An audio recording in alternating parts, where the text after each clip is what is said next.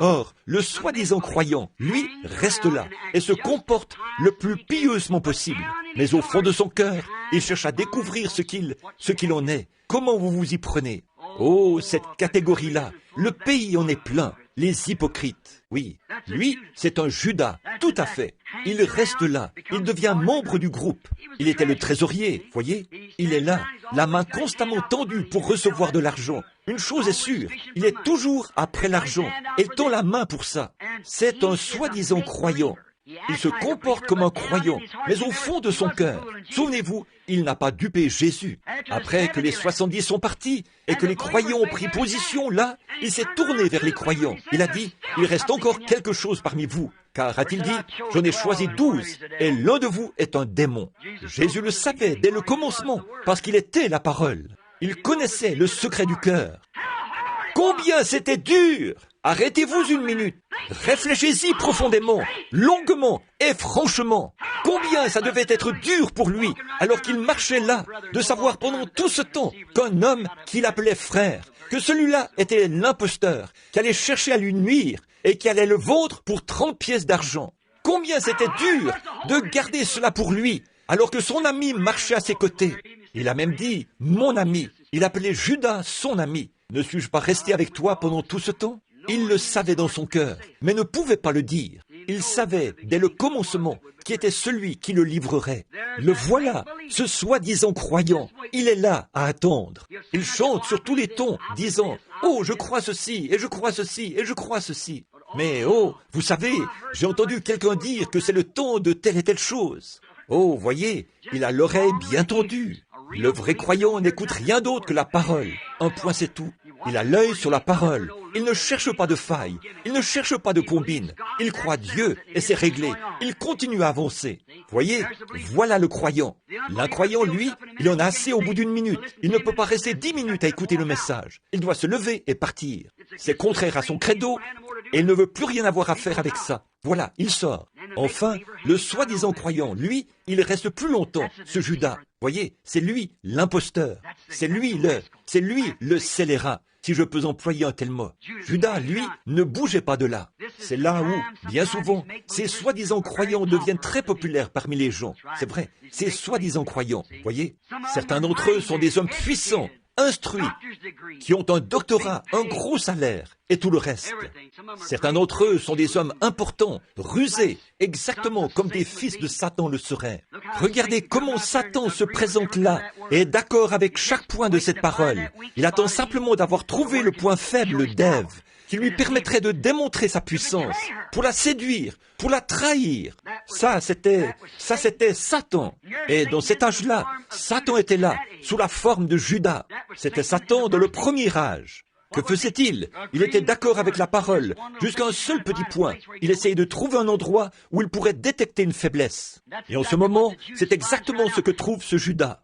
Il assistera aux réunions et surveillera tout, jusqu'à trouver ce petit point où il dira « Oh, voilà, c'est ça !» Voyez? « Oh, c'est comme ça qu'on le fait !» Voyez, c'est tout à fait exact. Beaucoup d'entre vous se rappellent ce qui est arrivé là-bas, le soir où cet homme est venu sur l'estrade. Il pensait que je lisais les cartes de prière par télépathie. Et là, il pensait avoir raison. Frère, il était certain d'avoir tout compris. Et il est arrivé là. Il était membre d'une église qui ne croit pas à ces choses, à l'évangile, au plein évangile. Et il est monté sur l'estrade. J'étais fatigué. On était sur le point de m'emmener. C'était à Windsor, Ontario.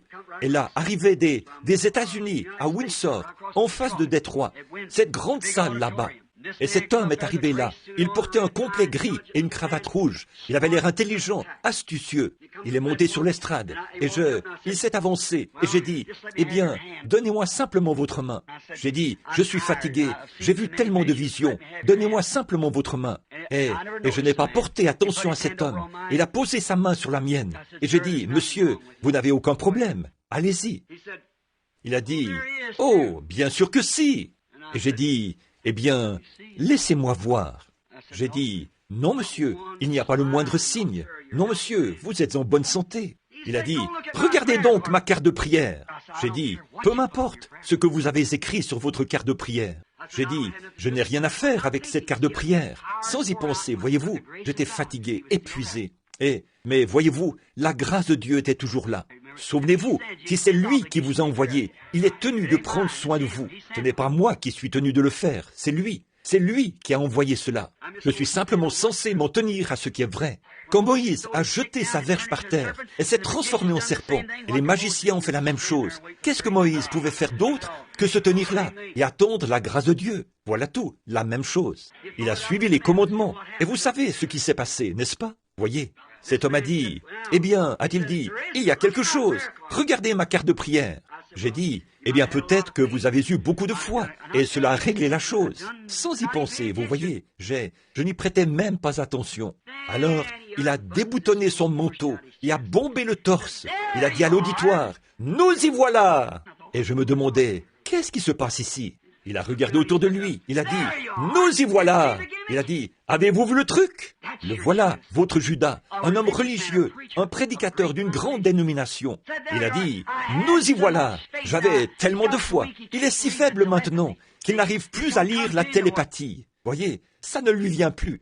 Et là, il a dit, ce n'est pas parce que j'avais une si grande foi. Il a dit, j'ai écrit cela sur ma carte de prière. Et maintenant, il n'arrive pas à percevoir cela. Voyez, il a dit, voilà le truc. Et je pensais, qu'est-ce qui se passe? Alors, la grâce de Dieu est descendue. J'ai dit, monsieur, pourquoi le diable a-t-il mis dans votre cœur d'essayer de tromper Dieu? Un Judas contemporain. J'ai dit, vous êtes de l'Église du Christ. Excusez-moi. Eh bien, ça y est, je l'ai dit. Vous êtes un prédicateur de l'Église du Christ. Vous faites partie de l'Église du Christ aux États-Unis. Et cet homme, assis là-haut, portant ce complet bleu, ainsi que votre épouse et son épouse, qui sont assises là. Et hier soir, vous étiez assis autour d'une table, recouverte de quelque chose de vert, d'une nappe comme ça. Et vous avez figuré que ceci, c'était de la télépathie. Et que vous viendriez ce soir.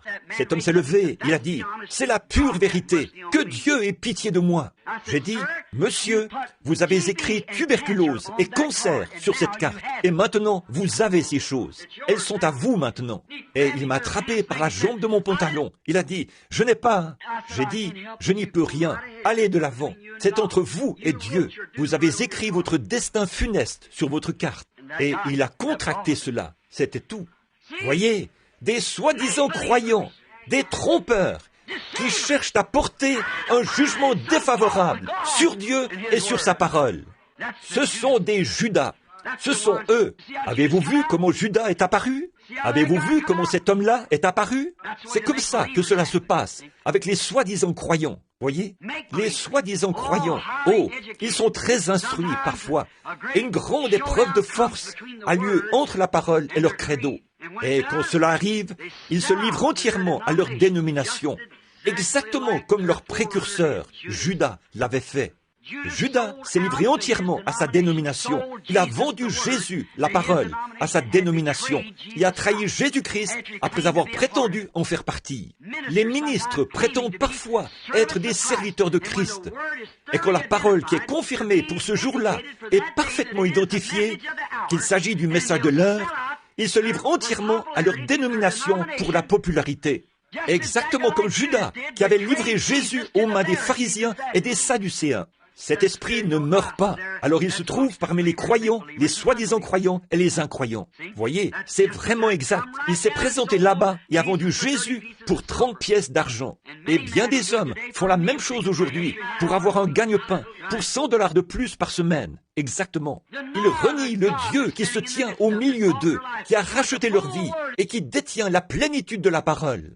Et ils disent, « Oh, les jours des miracles sont passés » ou « De nos jours, Dieu n'a pas besoin d'une telle chose. » Voyez, « Oh, je crois en Jésus-Christ, le Fils de Dieu. Je vous salue, Marie, Mère de Dieu. Vous êtes bénie entre toutes les femmes. » Toutes ces autres choses qu'ils disent. Et quelques-uns disent, « Je crois au credo des apôtres. Je crois en Dieu, le Père Tout-Puissant, Créateur du ciel et de la terre. Je crois à la Sainte Église catholique romaine et toutes ces choses. » Dites-moi que les apôtres ont déjà eu un credo pareil. Si les apôtres ont eu un seul credo, il est écrit dans Actes 2:38, « Repentez-vous et que chacun de vous soit baptisé au nom de Jésus-Christ pour le pardon de vos péchés et vous recevrez le don du Saint-Esprit. » S'ils avaient un seul credo, c'était ça. Ils n'ont pas eu de credo, c'était la parole. C'est bien vrai, et c'est encore pareil. C'est l'ordonnance pour guérir de la maladie du péché et vous recevrez le don du Saint-Esprit. Repentez-vous et soyez baptisés pour le pardon de vos péchés, voyez-vous, et vous recevrez le don du Saint-Esprit.